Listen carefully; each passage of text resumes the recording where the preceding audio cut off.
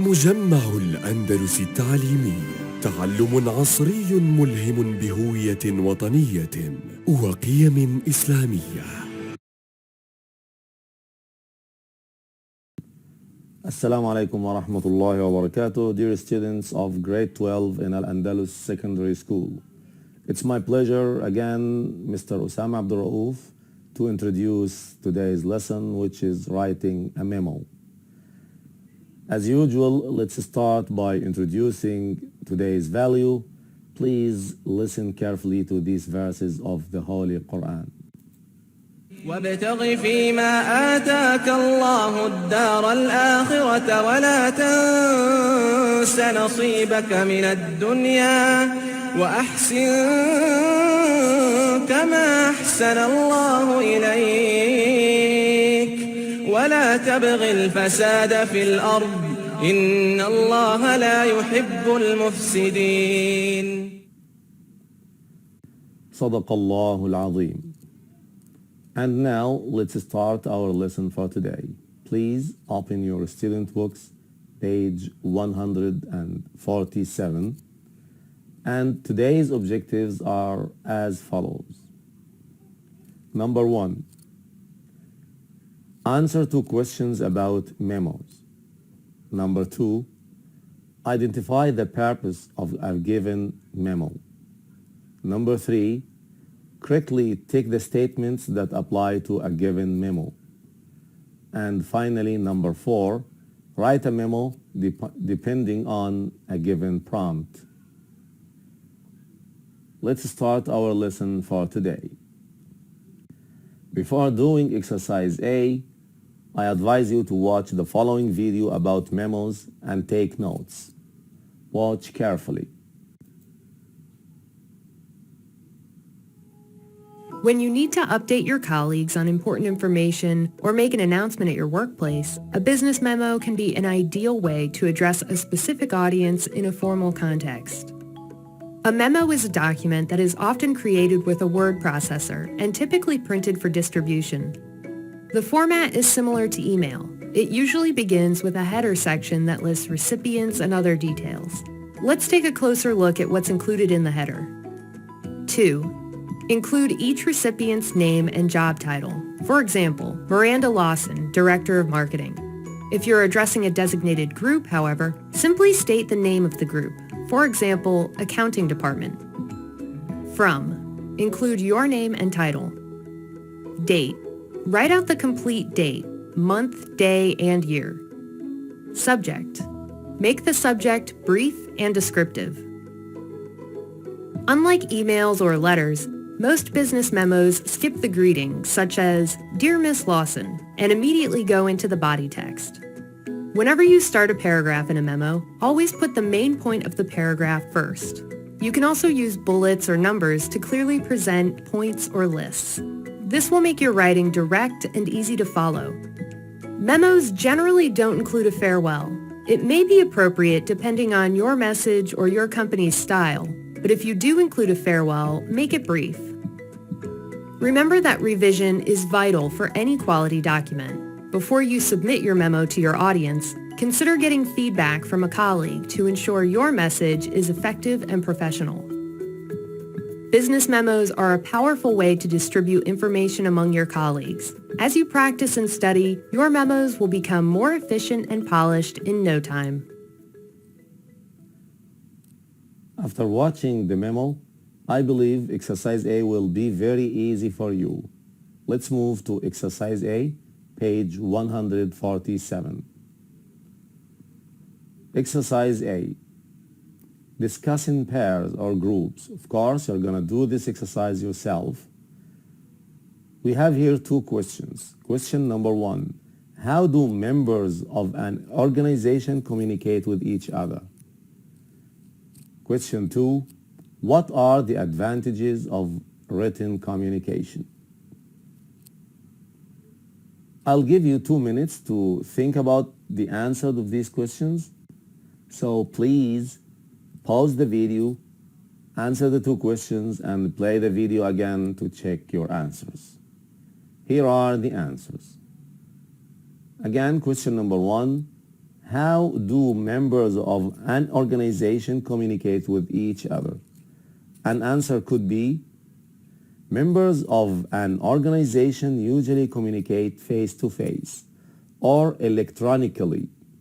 For example, by phone or through the use of video conference calls, team chat tools, emails, memos, reports, and newsletters. I hope it's clear and close to your answer. Question number 2. What are the advantages of written communication? An answer could be as follows. Written forms of communication such as memos and emails serve as a record of what was said and can be used for future reference. In addition, the content of a written message can be edited and revised to ensure that it's worded appropriately and gets the message across as effectively as possible. I hope you answered correctly, and now it's time to move to exercise B.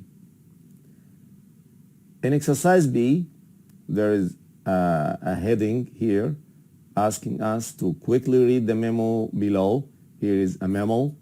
Write a sentence in your own words describing its purpose. As we all know, the purpose of a message should be in the beginning of the message. So we have to read the introduction.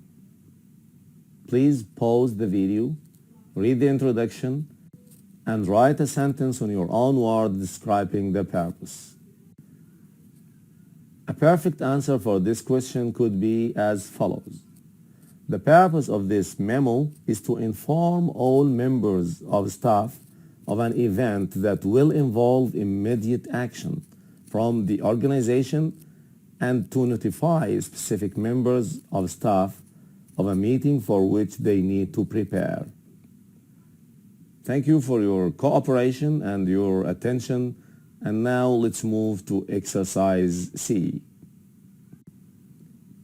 Exercise C. Read the following statements.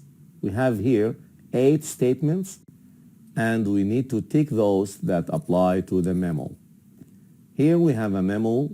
You have to read it carefully and then read the sentences and tick which ones are related to writing a memo. I'll give you 5 minutes to pause the video. Try to tick the sentences that apply to the memo and then play the video again to check your answers. Here are the answers. The sentences that apply to the memo are number 2, which is the writer communicates information that is of immediate importance. يعني الكاتب كاتب الميمو رسالة التذكير يوصل معلومة ذات أهمية حالية سريعة. And also number 5, which is the writer writes in a short and direct manner. That's correct, it's clear. And also number 6, which is the writer identifies the topic of the memo in the heading. Yes, that's right, and that's where we found our purpose. And finally, number 7 applies to the memo because in this sentence it says the writer addresses people working for the same organization. Thank you very much for your effort. Now let's move to exercise D. Exercise D. You are the Special Events Coordinator of EAA, Education for All Foundation. The foundation is holding a gala dinner. It could be pronounced gala dinner too. يعني حفل عشاء عمل. In support of one of its education programs. Write a memo. Here is your prompt. Write a memo directed to members of the staff in which we have some notes here we used to put into consideration while writing. Number 1, remind them of the upcoming event. Number 2, confirm the date and time of the event.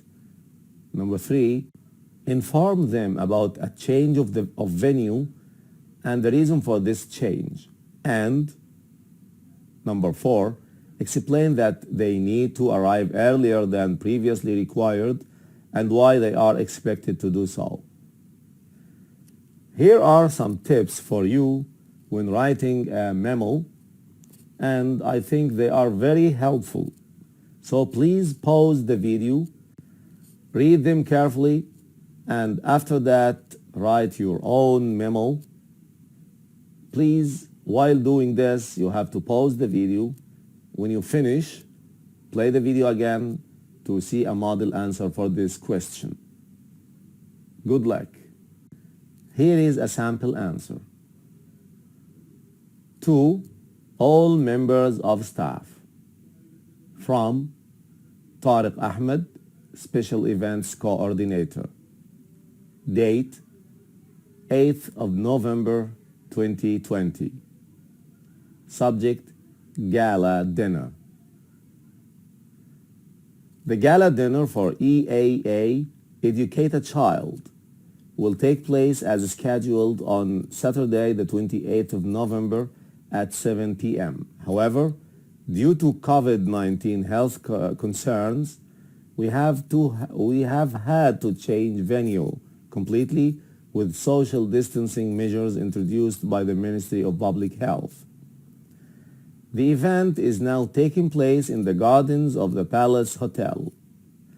This is more spacious outdoor venue and allows for a seating plan with fewer people at each table. All guests have been informed. We request you arrive at 5 p.m. rather than the agreed 6 p.m. to attend the meeting in the Palace Hotel's Saphir conference room. The meeting will be held by Mr. Khalid Ali, who will update you on your duties and responsibilities. We aim to ensure the safety of our staff and guests and the smooth running of the event. I hope your answers are close to this answer, and thank you for your attention and your effort. Goodbye. مجمع الأندلس التعليمي، تعلم عصري ملهم بهوية وطنية وقيم إسلامية.